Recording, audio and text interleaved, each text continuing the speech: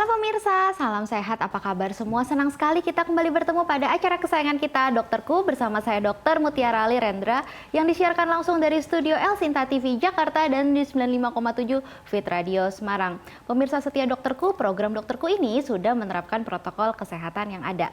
Seperti biasa dalam 1 jam ke depan, kita akan berbincang dengan topik yang sangat menarik. Topik pembicaraan kita hari ini, penanganan pertama saat demam pada anak. Wah, penting banget nih buat moms and dad di rumah. Dengan narasumber kita, perwakilan dari Rumah Sakit Mitra Family Karawang, yaitu Dr. Evelyn Priscilia Febrianto. Untuk para pemirsa yang ingin bertanya seputar penanganan pertama saat demam pada anak, boleh telepon ke telepon interaktif kami di 0212520666 atau ke email kami di drkuelsinta@yahoo.co.id dengan format nama, spasi tempat tinggal, spasi usia, spasi pertanyaannya, atau boleh langsung chat di live streaming YouTube kami. Yuk kalau gitu kita sapa Dr. Evelyn yang sudah ada di sini. Halo dokter, apa kabar? Halo Dokter Mutiara, baik. Senang sekali Dokter Evelyn bisa hadir di sini untuk cerita ya dok ya, penanganan pertama pada saat demam pada anak. Apalagi mungkin ketika moms dad lagi panik nih, obat-obatan katanya ada di etil glikol pas lagi demam, itu gimana? Makanya perlu banget nih penanganan pertama ketika demam. Cuman sebelum kita masuk ke penanganan pertama demam, mungkin kita cerita dulu ya dok ya, definisi demam, kapan sih dok itu dikatakan demam? Silakan Dokter Evelyn. Baik Dokter Muti, ya jadi demam itu adalah suatu peningkatan suhu tubuh ya, di mana range normalnya itu adalah 36,5 sampai dengan 37,5 dokter. Oke, jadi peningkatan suhu tubuh ketika kan suhu tubuh normal kita 36,5 sampai 37,5. Mungkin dikatakan demam ketika suhu 37,8 kali ya dok ya? Iya betul. Oke, jadi kalau hanya dikatakan demam 37,8, diukur suhunya, nah itu dikatakan demam ya dok ya? Iya, oke, lalu kok bisa ya seseorang terjadinya demam? Silahkan dok. Ya, jadi demam itu adalah suatu mekanisme dari tubuh kita di mana ada penanda infeksi dokter. Jadi tubuh kita seperti mendapatkan sebuah alarm bahwa ada sebuah infeksi nih. Jadi tubuh kita memproses dengan peningkatan suhu, yaitu demam. Oke, jadi memang ada bagian tubuh di tubuh kita, terutama otak, untuk mengatur suhu ya. Jika terjadi misalnya ada peningkatan suhu, lalu adanya infeksi, adanya kekurangan cairan, nah itu dia otomatis akan naik ya dok ya? Iya betul. Oke, dok boleh cerita dok, apa sih sebenarnya penyebab terjadinya demam? Demam itu banyak sekali sih dok ya penyebabnya. Kekurangan cairan juga bisa menyebabkan demam, kemudian juga infeksi juga bisa dok. Kemudian virus, kemudian proses autoimun, juga cuaca yang panas juga bisa menyebabkan demam dokter.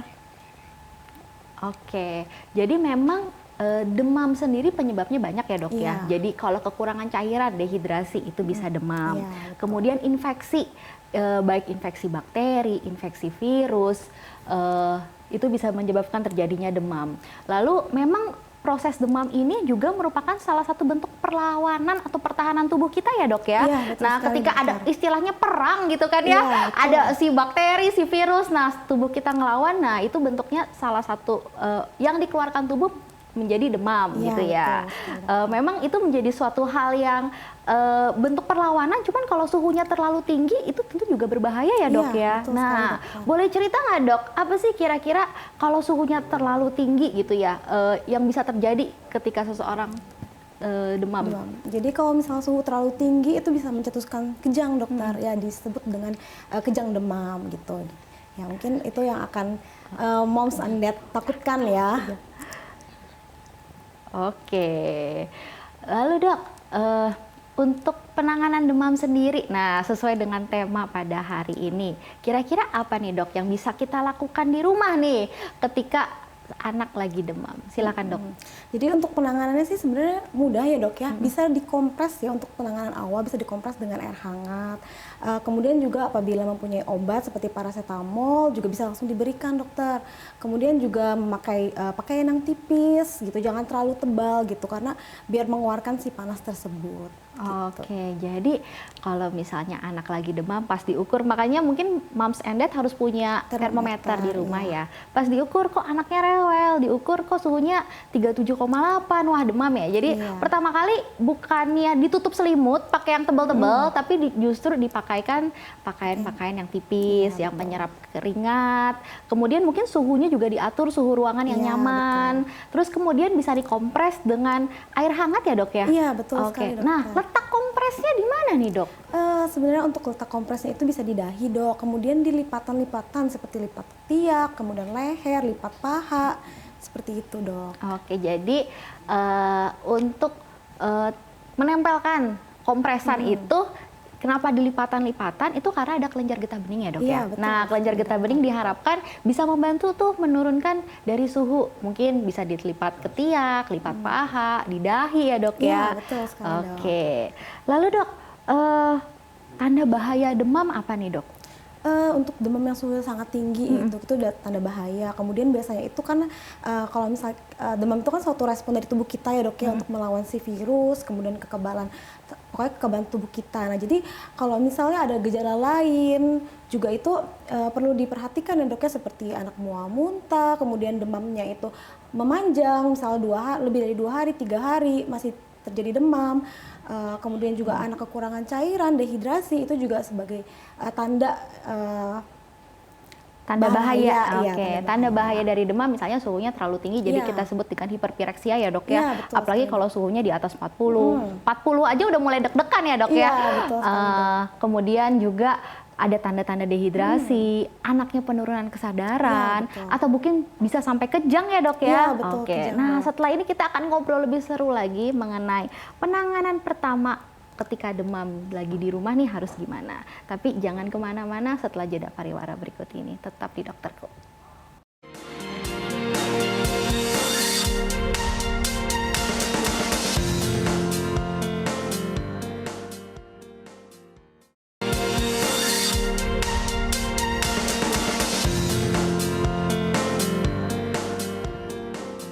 Pemirsa, kembali lagi dengan acara kesayangan kita Dokterku bersama saya Dr. Mutiara Lirendra dengan topik perbincangan hari ini penanganan pertama saat demam pada anak dengan narasumber kita perwakilan dari Rumah Sakit Mitra Family Karawang yaitu Dr. Evelyn Priscilia Febrianto.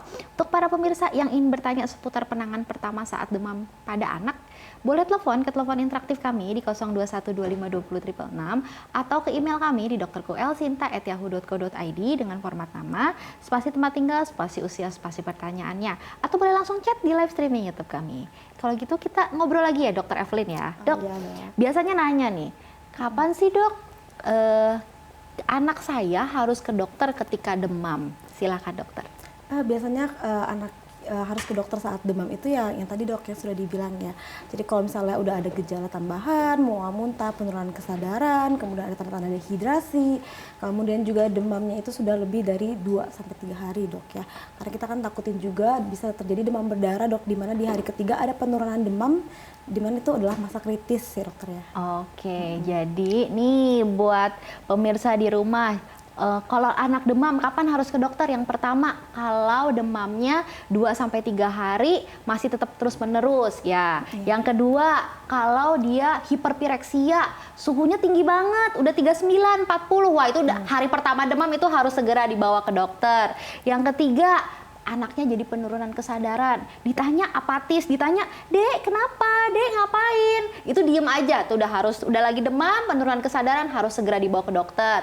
Yang keempat, ada tanda mual muntah hebat, dia nggak mau makan, tanda-tanda dehidrasi, matanya cekung, kulitnya kering, nggak pipis. Nah, itu udah harus bawa untuk segera dibawa ke dokter. Oke, lalu dok, biasanya juga menjadi ketakutan para pemirsa di rumah atau para moms nih, kalau lagi demam itu suka kejang dok, atau yang istilah kita waktu kita kuliah ya, jadi kan kita satu alma mater ya dok ya. Jadi memang ketika lagi demam itu bisa disebut, kalau lagi kejang gak disebut kejang demam ya dok ya. Betul, nah dokter boleh cerita nggak dok, kejang demam tuh apa tuh dok? Jadi kejang demam itu adalah suatu proses kejang yang diinduksi oleh demam dok.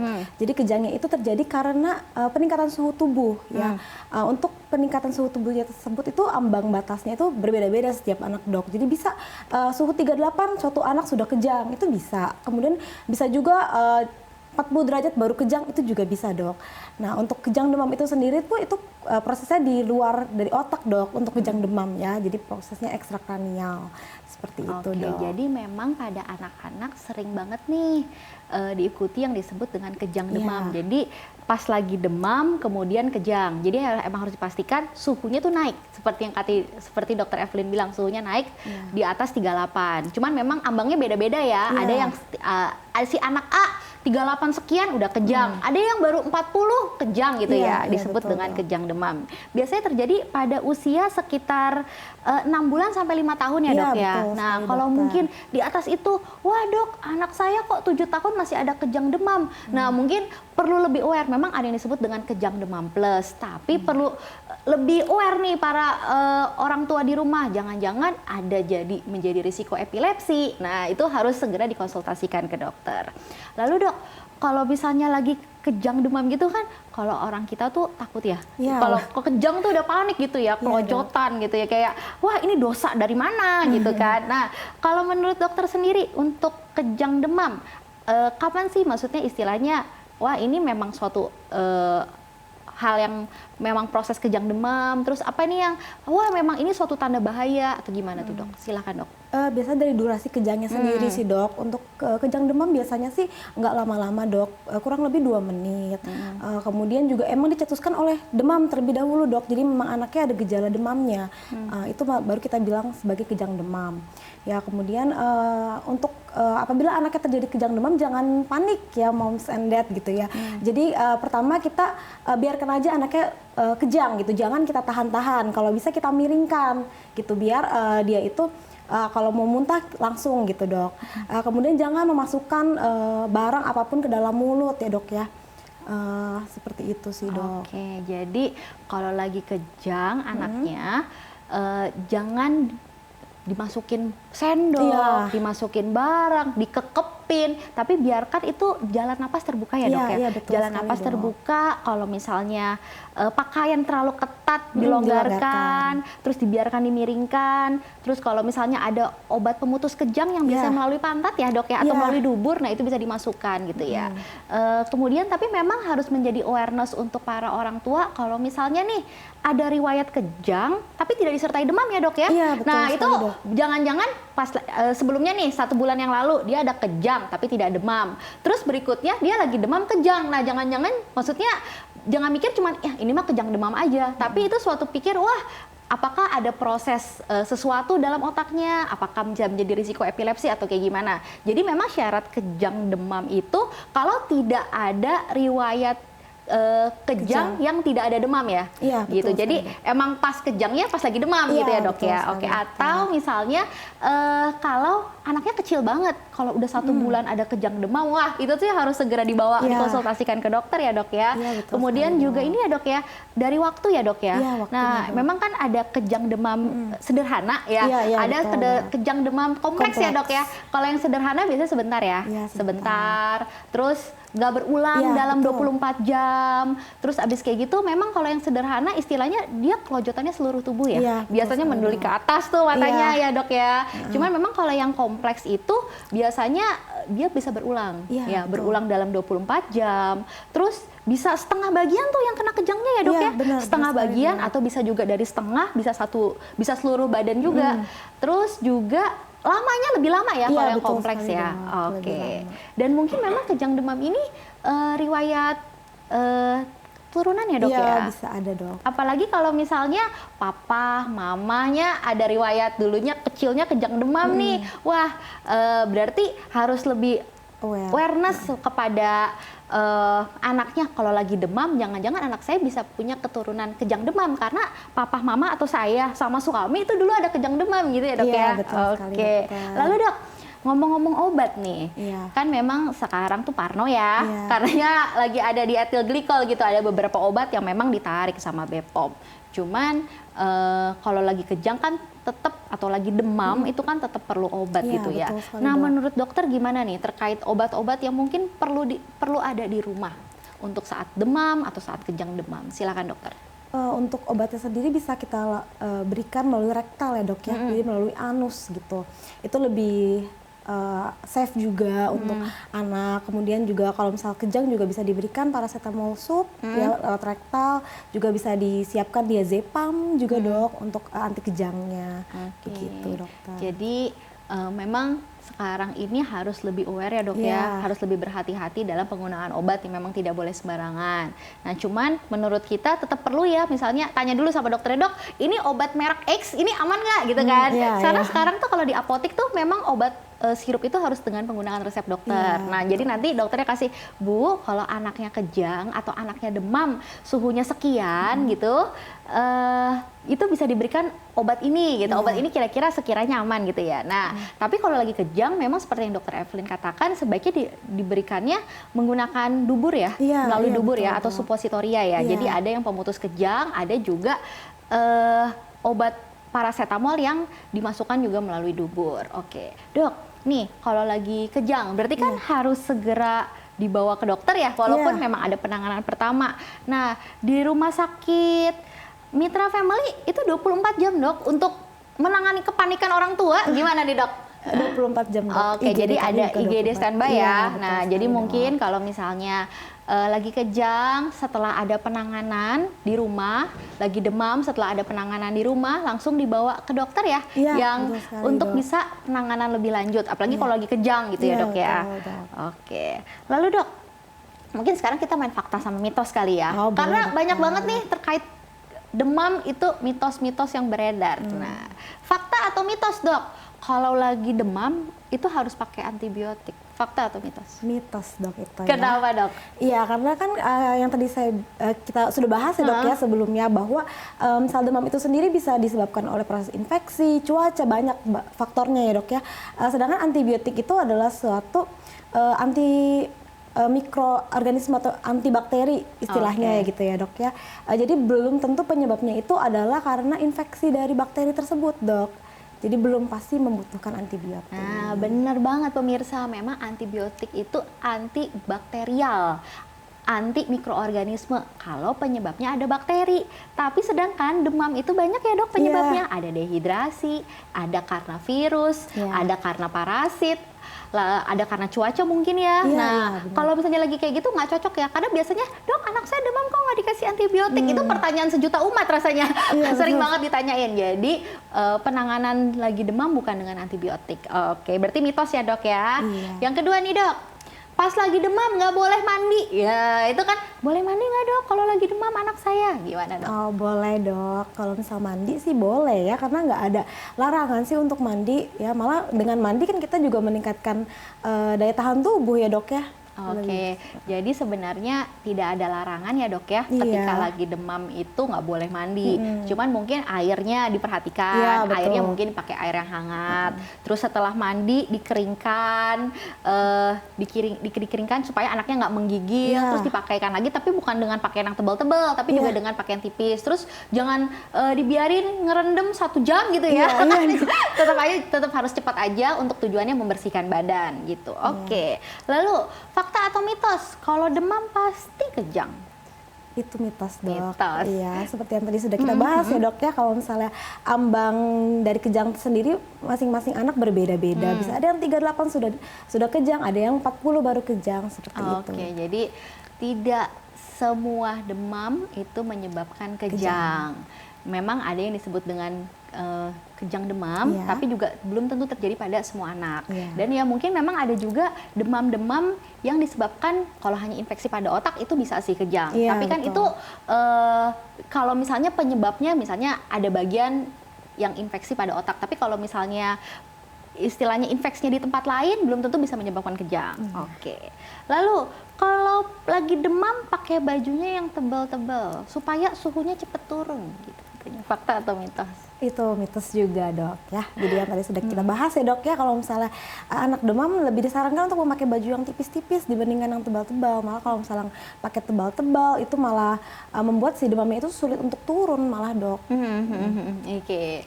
Nah jadi nih buat para pemirsa di rumah, kalau anaknya lagi demam jangan diselimutin didiemin, jangan dikasih jaket yang tebal-tebal karena memang disarankannya untuk penggunaan yang tipis-tipis yang menyerap keringat ya, supaya terjadinya penguapan dan diharapkan suhunya menjadi turun gitu.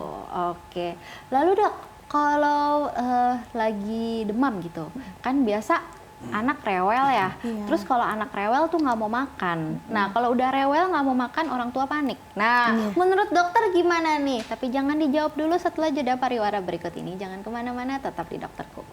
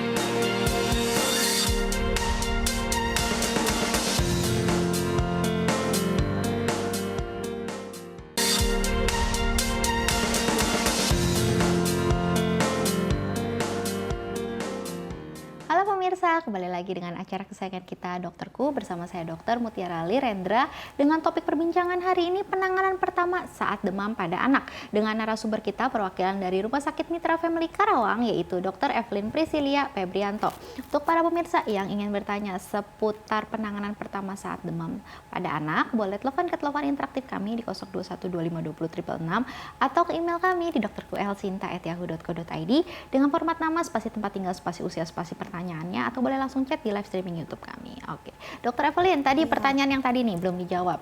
Kan biasanya kalau lagi demam, anak rewel. Dari anak rewel dia nggak mau makan. Nah, dari nggak mau makan pasti bikin orang tua makin panik kan ya. Udah demam nggak mau makan gitu kan.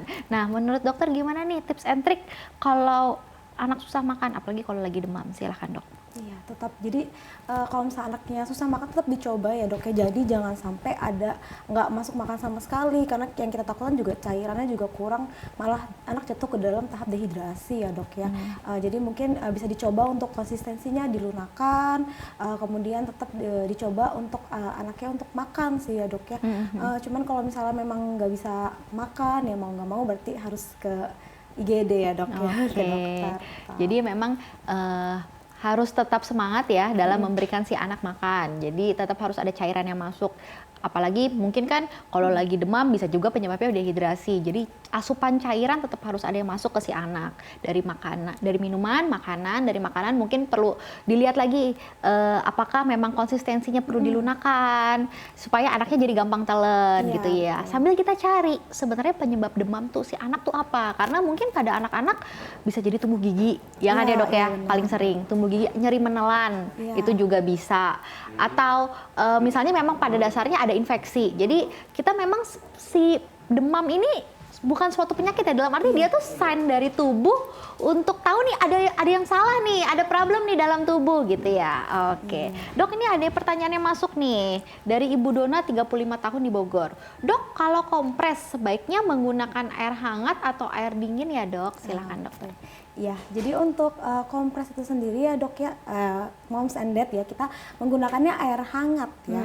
Karena kalau misalnya air hangat, jadi kita itu si tubuh akan merespon untuk mengeluarkan si panas tersebut. Karena yang kita berikan kompres panas, maka tubuh kita akan memproses. Jadi tubuh kita mendapat signal nih dok untuk mengeluarkan si panas tersebut. Karena ada yang menempel dalam tubuh kita itu sifatnya panas. Oke, jadi sebaiknya kompres menggunakan air hangat ya, dan terutama di daerah lipat-lipatan, karena itu kan daerah kelinggal getah bening, daerah ketiak, lipatan paha, daerah dahi ya dok ya. Oke. Lalu pertanyaan berikutnya nih dari Ibu Aulia 28 tahun di Jakarta. Dok, anak saya usia 33 tahun. Kalau demam kadang tuh suka kejang. Penanganannya gimana ya dok? Silakan dokter. Oke, ya. Jadi seperti yang sudah saya jelaskan dan juga sudah kita bahas ya dok ya sebelumnya, bahwa ambang batas kejang anak-anak kan berbeda. Mungkin untuk moms siapkan termometer. Jadi kita ada radar nih, alarm kapan sih anak saya itu kejang gitu. Jadi sebelum kejang itu terjadi kita sudah cek dulu dari termometernya. Biasanya anak saya kejang di suhu segini, berarti kita udah ada tanda-tanda nih, kita cegah. Makanya itu kalau misalnya setiap demam dia kejang, kita harus cegah supaya dia tidak demam gitu dok ya. Jadi sebelum dia kejang kita sudah harus menyingkirkan si demam tersebut gitu ya dok. Diberikan obat penurunan demam ya, atau dikompres ya. Oke. Jadi jangan sampai ke set point si anak kejang gitu ya. Ternyata kalau misalnya ternyata si anaknya tuh sensitif banget nih di 38,5. Anak saya udah mulai demam di 37,8. Ya nggak apa-apa, mulai diberikan obat penurun demam ya, jangan sampai suhunya lebih naik. Dan kalau memang anaknya sering kejang demam, berarti obat-obatan seperti pemutus kejang melalui dubur itu harus punya di rumah. Lalu yang berikutnya juga mungkin paracetamol atau obat penurun demam yang melalui dubur itu juga harus punya di rumah, karena dia cepat ya menurunkan demam ya dok ya. Terus juga penanganan kejang yang tadi seperti kita sudah bahas ya dok ya. Misalnya anaknya dimiringkan, jangan memasukkan benda apapun ke dalam mulut. Terus untuk pakaian jangan yang terlalu ketat. Terus sambil dilihat, jangan sambil dikekepin anaknya ya. Kalau kejang kan anaknya dikekepin gitu, jangan gitu. Terus kalau misalnya sampai kejangnya masih terus berlanjut, harus segera dibawa ke dokter ya, untuk diberikan pemutus kejang. Oke. Dok, biasanya nih kalau kejang dan demam itu kan juga orang tua takut ya. Nah, biasanya tuh di usia berapa sih dok terjadinya kejang demam itu? Maksudnya kapan nih, wah memang masih range usia kejang demam, kapan nih, wah ini kayaknya bukan kejang demam deh gitu. Silakan dok. Oke, jadi untuk kejang demam itu sendiri ya dok ya, biasanya muncul di range-nya itu usia 6 bulan sampai dengan 5 tahun dok. Jadi kalau misalnya sebelum 6 bulan sudah kejang, maka itu adalah suatu alarm gitu dok, yang harus diperiksakan sesegera mungkin. Kemudian juga udah lebih dari 5 tahun nih, kenapa anak saya kok masih kejang? Berarti kita bisa cari penyebabnya. Kemungkinan bukan karena kejang demam gitu dok ya, karena proses yang lain. Oke, jadi memang biasanya sih rata-rata terjadi di 6 bulan sampai 5 tahun. Tapi kalau dikurang dari itu, kurang dari 6 bulan, usia 1 bulan sudah kejang. Nah, walaupun disebut dengan kejang demam di usia kurang dari 6 bulan, tapi tetap itu menjadi suatu awareness dari ibu dan ayah atau moms dad di rumah. Jangan-jangan ada suatu proses lain ya, bukan kejang demam biasa. Atau juga kalau hanya terjadi pada anak yang lebih tinggi atau lebih usianya lebih tua ya, kan di atas 5 tahun. Memang ada beberapa literatur yang mengatakan bisa menetap sampai di bawah 10 sampai 12 tahun ya, yang disebut dengan kejang demam plus ya dok ya. Cuman itu bisa menjadi awareness juga nih sambil dipantau. Wah jangan-jangan karena kalau kejang demam plus ini yang terjadinya kejang demam di usia anak lebih tua, itu risiko terjadi epilepsi ya dok ya. Oke.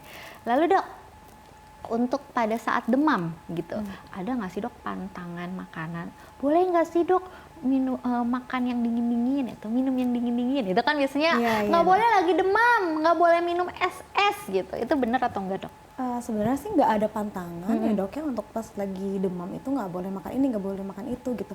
Malah justru kita harus memperhatikan intake dari si anak tersebut. Malah kalau kita restriksi atau kita batasi makannya, malah jadi dia nggak mau makan gitu dok. Maksudnya istilahnya malah susah jadi untuk akses makannya, malah nanti takutnya anaknya jatuh ke dehidrasi. Oke, jadi sebenarnya kalau demam sendiri tidak ada pantangan makanan ya. Cuman memang kita harus lihat kali ya dok ya, penyebab demamnya apa. Betul sekali, dok. Jadi yang menentukan itu finalnya tuh penyebab demamnya apa. Nanti kalau misalnya contoh misalnya dia demamnya karena tipes gitu kan. Biasanya tipesnya pantangan makanannya mungkin sementara jangan yang terlalu banyak serat gitu.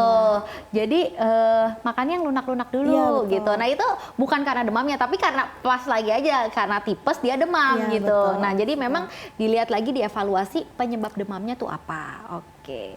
Lalu dok, untuk lagi demam nih, biasanya tuh kan ada yang terjadinya misalnya lama gitu ya. Kok anak saya 2 minggu nggak turun-turun ya dok suhunya gitu, kayak naik turun gitu ya. Nah kira-kira kalau misalnya demamnya lama, itu penyebabnya apa ya dok?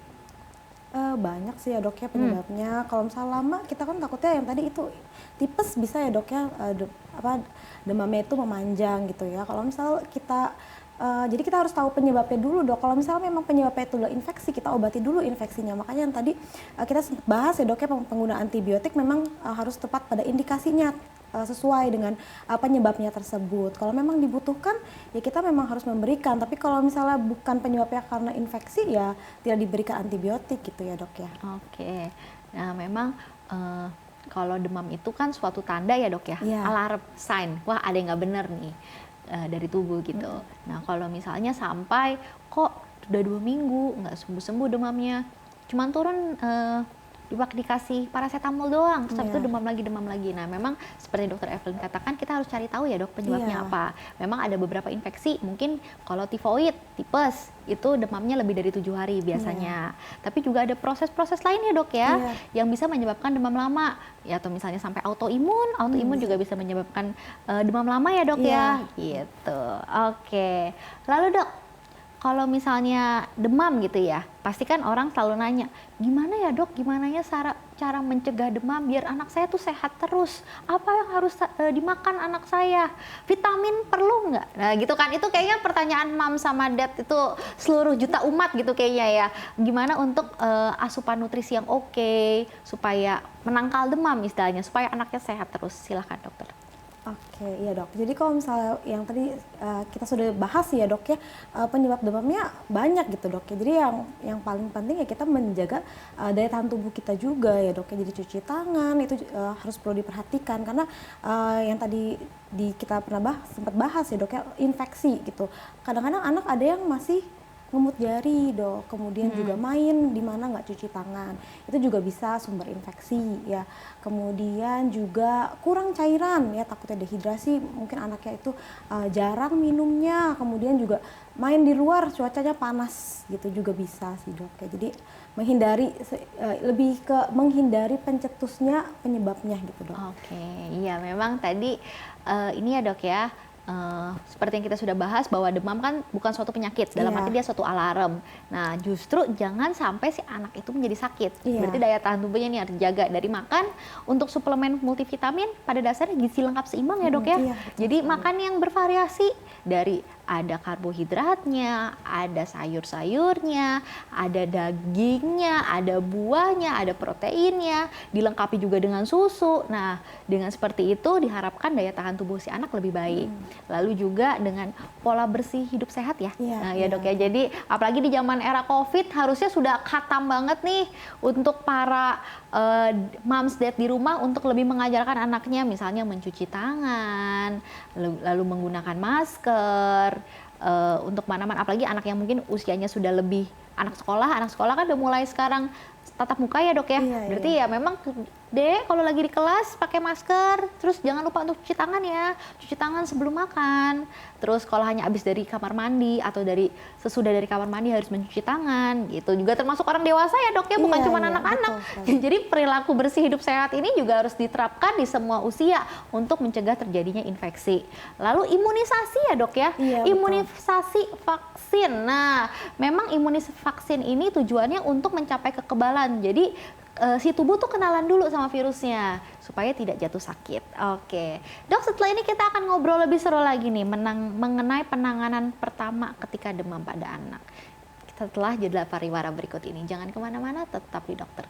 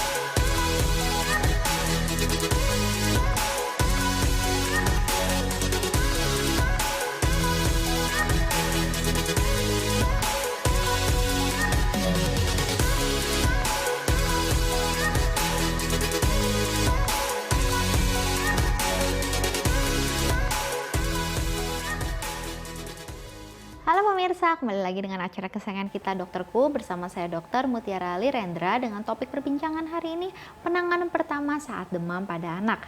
Dengan narasumber kita perwakilan dari Rumah Sakit Mitra Family Karawang yaitu Dr. Evelyn Priscilia Febrianto.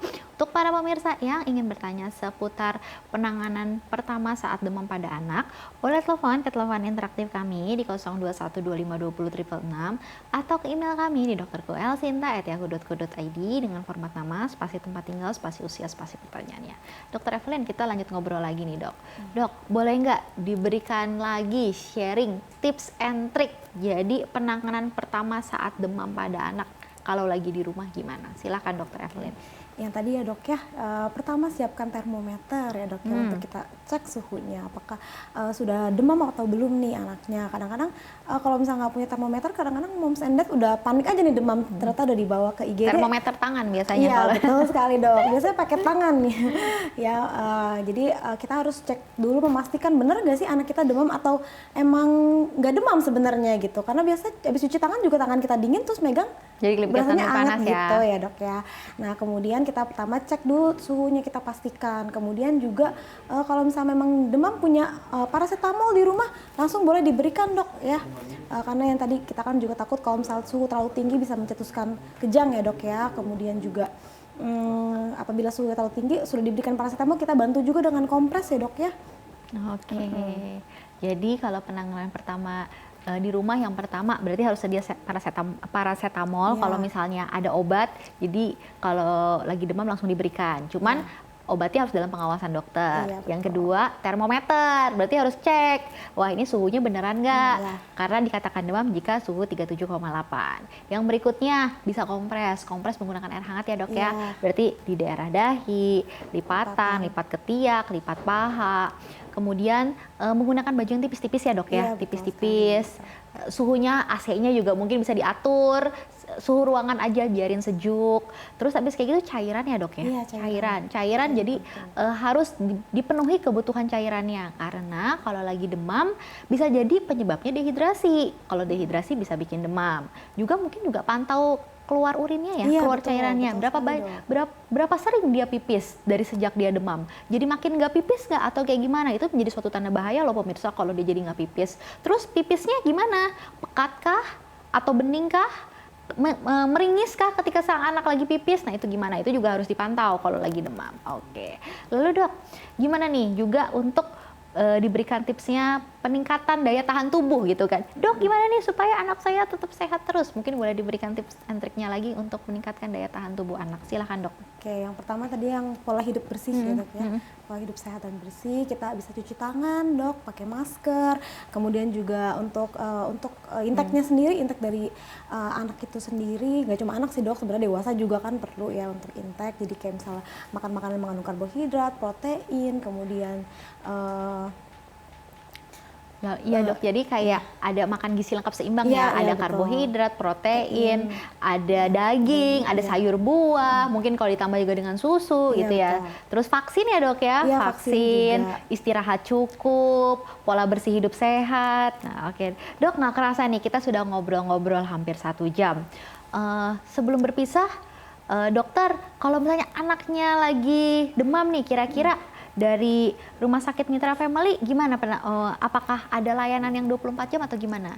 Mungkin boleh diberikan himbauan kepada pemirsa di rumah? Oh iya, jadi untuk IGD kami sendiri sih 24 jam ya dok ya. Jadi untuk pemirsa juga kalau misalnya anaknya ada gejala demam, kemudian ada tanda-tanda bahaya yang tadi sudah disebutkan, anak mulai penurunan kesadaran, kemudian ada tanda-tanda dehidrasi, juga mata cekung, air matanya sudah berkurang, kemudian intake-nya juga berkurang, nggak mau makan, nggak mau minum, ada mual muntah, kemudian BAB cair, juga ditambah lagi kulitnya juga kering ya dok ya, kemudian juga nggak pipis tadi ya, atau pipisnya berkurang. Nah itu udah tanda-tanda bahaya, anak mulai ngantuk-ngantuk, mulai penurunan kesadaran, itu harus segera dibawa ke IGD ya.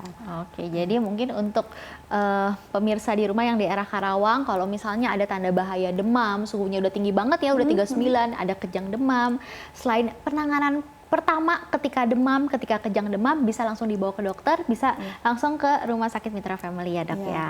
Oke, dokter nggak kerasa kita sudah ngobrol-ngobrol hampir 1 jam. Terima kasih banyak ya dokter Evelyn untuk waktu dan ilmunya. Terima kasih untuk Rumah Sakit Mitra Family Karawang. Terima kasih untuk pemirsa setia El Sinta yang selalu menyaksikan program Dokterku. Ingat ya pemirsa, demam itu suatu penyakit, itu alarm. Kalau misalnya ada demam berarti harus tahu penyebabnya apa, harus diobati penyebabnya apa. Dan sebelum berpisah, izinkan saya untuk sharing terkait tips kesehatan. Kemarin nih pemirsa, tanggal 14 November 2022 diperingati sebagai Hari Diabetes Sedunia. Nah, karena hari ini kita bahas mungkin tentang anak, tahu gak sih kalau gaya hidup mager sejak kecil meningkatkan risiko terjadinya diabetes ketika dewasa. Mager tuh termasuk biarin anaknya nggak usah aktivitas fisik, main handphone doang gitu kan, main gadget doang. Nah, lama-lama bisa jadi diabetes karena gaya hidup yang mager atau malas gerak. Yuk, ajak sang anak untuk aktivitas fisik. Untuk aktivitas fisik sang anak disarankan kurang lebih 1 jam menurut WHO, dan batasi penggunaan gula hanya 50 gram setara dengan 4 sendok makan. Demikian untuk episode Dokterku pada hari ini. Saya Dr. Mutiara Lirendra beserta kru yang bertugas mohon izin pamit. Sampai kita berjumpa di episode Dokterku berikutnya. Dadah, semoga sehat selalu.